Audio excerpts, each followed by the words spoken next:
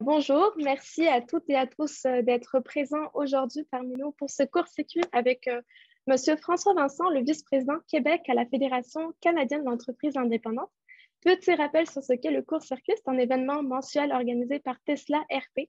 Donc, vous l'aurez deviné, à chaque mois, son invité et sa thématique. Et puis, comme le titre l'indique, c'est 15 minutes top chrono. Donc, vous verrez, c'est une discussion très riche et surtout condensée. Alors, pour ceux et celles qui sont nouveaux par ici, sachez que vous pouvez poser vos questions. Il y a un petit onglet juste en dessous de votre écran. Si jamais on a le temps de passer à travers, ça va nous faire plaisir d'y répondre. Puis si jamais il y a des questions qui restent en suspens, n'hésitez pas à nous écrire. Parfois, c'est plus efficace. Donc, sur ce, sans plus tarder, j'aimerais vous présenter notre invité d'honneur aujourd'hui. C'est Monsieur François Vincent, qui dirige l'équipe de la Fédération canadienne d'entreprises indépendantes. Bonjour, Monsieur Vincent. Bonjour, merci de l'invitation.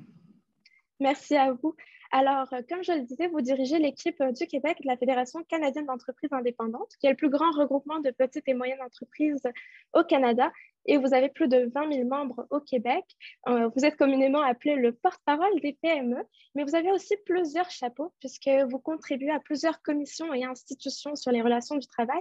Vous êtes également le coprésident du comité conseil sur l'allègement réglementaire et administratif du gouvernement du Québec. Alors, merci d'être parmi nous aujourd'hui et merci de nous éclairer sur la situation de la petite et moyenne entreprise parce qu'on le sait, la pandémie a été très, très difficile pour nos entrepreneurs. Ça fait bientôt maintenant 2 ans qu'ils font face à des défis nombreux. Alors, ça me permet de vous lancer tout de suite sur le sujet, si vous me le permettez. Monsieur Vincent, comment se portent les PME aujourd'hui au Québec? Ben, je ne vous cacherai pas que c'est très difficile, très, très difficile. Je suis arrivé à la FCI en 2009. J'étais analyste des politiques à ce moment-là. Ensuite de ça, ben, j'ai fait un changement pour la TCHQ. Je suis revenu à la FCI. Ça fait longtemps que je suis. Qu'est-ce qui se passe auprès des PME? J'ai rarement vu autant d'astres enlignés défavorables aux PME. Ça fait 2 ans qu'on est dans une pandémie où on ouvre, on ferme certains secteurs d'activité économique, où ces entreprises-là qui sont fermées sont touchées directement, mais d'autres qui sont touchées indirectement, comme des fournisseurs de services. Je donne un exemple. On a fermé la restauration une troisième fois. Il y a des fournisseurs d'aliments qui ont eu des impacts négatifs, mais qui n'étaient pas inclus dans les programmes d'aide parce qu'ils n'étaient pas fermés par décret. On a eu l'imposition du télétravail qui a eu des impacts collatéraux pour des nettoyeurs, par exemple, qui ont perdu complètement leurs affaires, ou même des restaurants qui sont dans des tours au centre-ville. Donc, pour les entreprises qui ont vécu l'impact de la pandémie, nos dernières données de sondage, c'était 6 PME sur 10 qui disaient qu'ils avaient été affectés par les récentes restrictions et que ça avait affecté leur région économique. Il y a d'autres éléments qui vont avoir un impact sur les PME en général, celles qui ne sont pas ralenties nécessairement par la pandémie. Je peux parler des problèmes de la chaîne d'approvisionnement qui créent des problématiques assez complexes pour des entrepreneurs qui doivent même revoir leur modèle d'affaires puis s'acheter des entrepôts pour être capables de répondre à leurs clients. Vous avez la problématique de l'augmentation des coûts, de l'augmentation des prix qui frappe directement des entreprises, l'augmentation des salaires, la pénurie de main-d'œuvre. Donc, les entrepreneurs, il faut avoir la coin dure. Puis actuellement, là, on a vraiment des entrepreneurs qui sont des super-héros puis qui permettent justement là, de contribuer positivement à l'économie du Québec. Oui, effectivement, ça a été foudroyant et comme vous le dites très bien, il y a eu beaucoup de défis. Est-ce qu'on peut s'attendre quand même à ce que les allègements récemment annoncés par le gouvernement du Québec viennent soulager les entrepreneurs? Est-ce qu'il y a une petite lueur d'espoir? Ben, c'est certain. Là, au moins, ils voient de la lumière au bout du tunnel. Là. On les avait mis dans un tunnel, on avait fermé toutes les lumières, on avait fermé toutes les portes. Après 22 mois, là, plus que 20 mois de pandémie, c'est incroyable le stress qu'ont vécu ces entrepreneurs-là. Là. Le dernier commentaire de sondage qu'on a fait en janvier, j'ai vu des commentaires que je n'ai jamais vus là, au niveau de la détresse psychologique des entrepreneurs qui disent on est rendu au point où il faut peut-être fermer l'entreprise, puis on ne veut pas, puis on ne sait pas quand est-ce qu'on va pouvoir avoir des clients. des commentaires de restaurants qui étaient marqués SOS, dépression, des commentaires d'entrepreneurs qui disent ben moi, je suis gestionnaire, je vois plein d'emplois passer parce qu'il y a la pénurie de main-d'œuvre, mais je me dis, j'ai tellement investi de capital dans mon entreprise que je veux pas la fermer. C'était nécessaire qu'il y ait un plan qui soit mis en place par le gouvernement du Québec pour donner une prévisibilité. Là, la prévisibilité, ce n'est pas un luxe pour les entrepreneurs. La prévisibilité, c'est un élément fondamental en affaires. Il était temps, la FCI l'avait demandé à plusieurs reprises. C'était 2 PME sur 3 qui demandaient des allègements au Québec. Puis quand on regardait la moyenne canadienne, c'était 53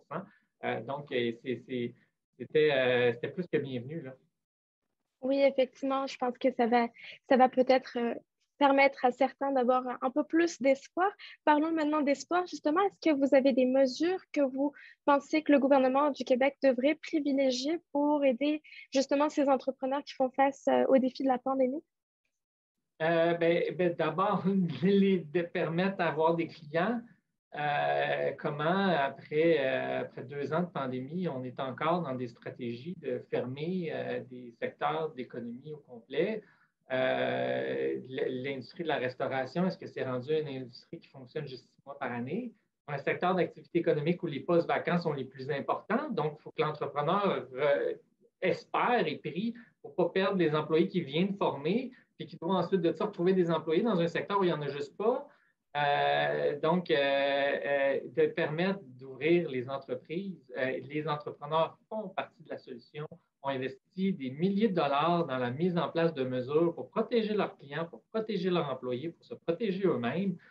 Donc, c'est nécessaire d'ouvrir les secteurs d'activité économique. Je peux donner un exemple des salons de quai qu'on a entendus super longtemps avant de les ouvrir.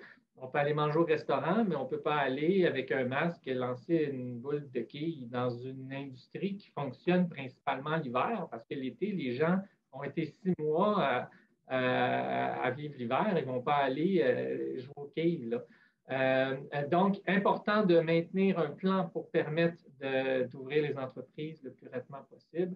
Ensuite de ça, de poursuivre les programmes d'aide pour les entreprises. Ils ne vont pas se relever directement, puis d'adapter justement pour les entreprises qui ont tombé entre les craques du système, qui ont eu des pertes importantes, de pouvoir bénéficier de la même aide qu'une entreprise qui était fermée obligatoirement. Je peux donner l'exemple de l'événementiel, par exemple. Elles ne peuvent pas fonctionner parce qu'il n'y a pas de possibilité de réunir des personnes, mais elle n'est pas fermée théoriquement par décret, donc ne peut pas avoir de remboursement d'avoir accès au programme de Québec. Et une demande qu'on a fait, pour conclure là-dessus, très simple, c'est de permettre un remboursement étalé sur plusieurs années. Là, actuellement, les programmes à Québec, c'est un remboursement sur 3 ans. Avec le prêt qu'ils peuvent aller chercher au PAU, PME ou au PAC, là, ça peut représenter des prêts hypothécaires pour des entreprises qui ne vont pas nécessairement retrouver leurs revenus assez rapidement, surtout s'il y a des restrictions quant au pourcentage de clientèle revue. Donc, qu'ils peuvent recevoir. Donc, si on peut diminuer les mensualités en étalant sur plusieurs années, bon, on va aider facilement les entreprises à se relever. Puis en même temps, ça va permettre même au gouvernement de retrouver les argents qu'il a prêtés aux entrepreneurs.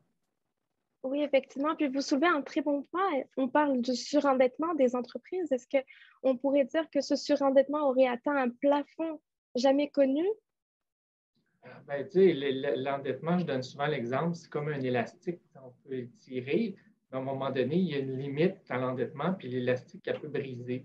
On est pas mal rendu là. L'endettement, puis on va sortir des données prochainement là, sur l'endettement des PME au Québec et au Canada. Les dernières données qu'on avait, c'est que l'endettement frôlait 100 000 par PME en moyenne au Québec, pas pour développer des nouveaux marchés, pas pour faire de l'automatisation en entreprise, pour survivre à la crise. Puis quand on regarde la restauration, ça dépasse les 200 000 donc oui, les PME sont et ont été fragilisées par cette pandémie-là. À cela, on rajoute le fait qu'elles sont majoritairement en dessous de leurs revenus normaux. On a un indicateur économique qui suit à chaque mois où se retrouvent les entreprises. Puis les dernières restrictions ont fait encore une fois baisser le nombre d'entreprises qui étaient revenues à leurs revenus normaux. Là. Les dernières données, c'est 31 des PME au Québec qui ont leurs revenus normaux. 31 là. Donc, C'est très on peu, voit à effectivement. quel point les PME sont fragilisées par la crise.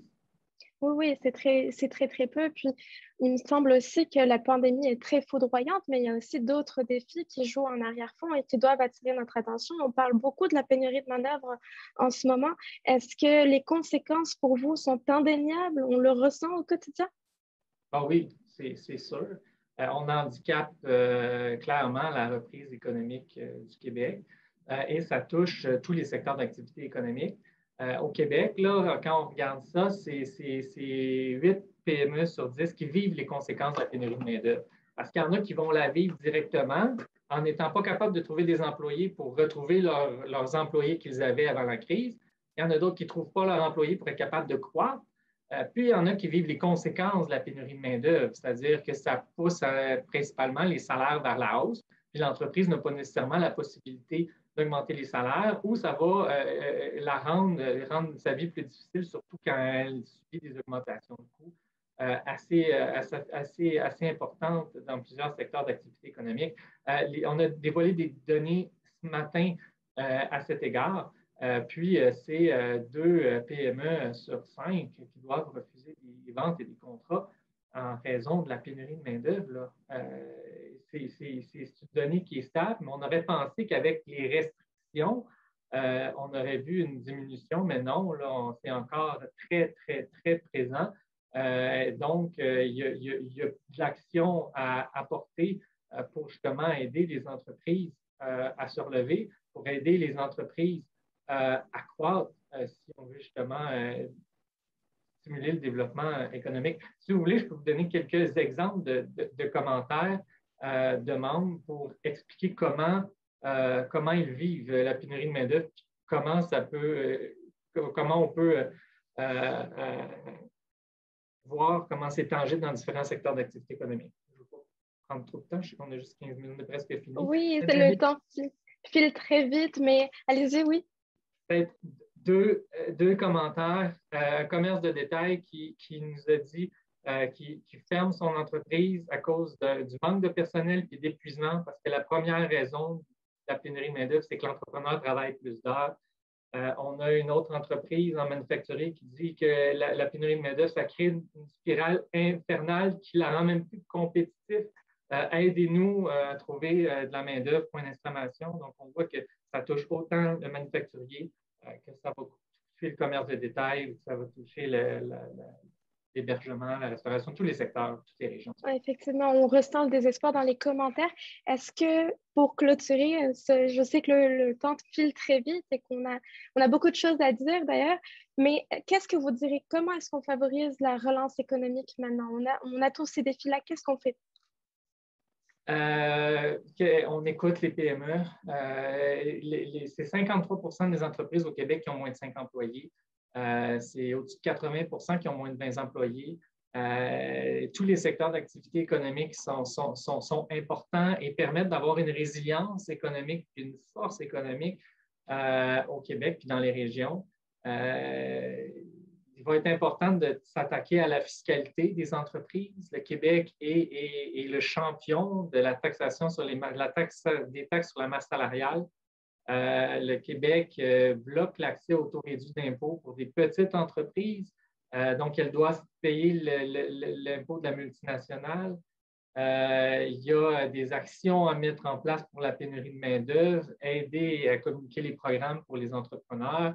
Il faut aider les entreprises qui sont prises par la COVID-19. Mais en gros, là, faire confiance aux entreprises, adopter des décisions qui vont avoir un impact sur l'ensemble des entreprises transversales, puis les aider pour se relever, pour devenir moyenne, pour devenir grande et pour créer des emplois qui sont si importants pour l'ensemble des Québécois et Québécoises.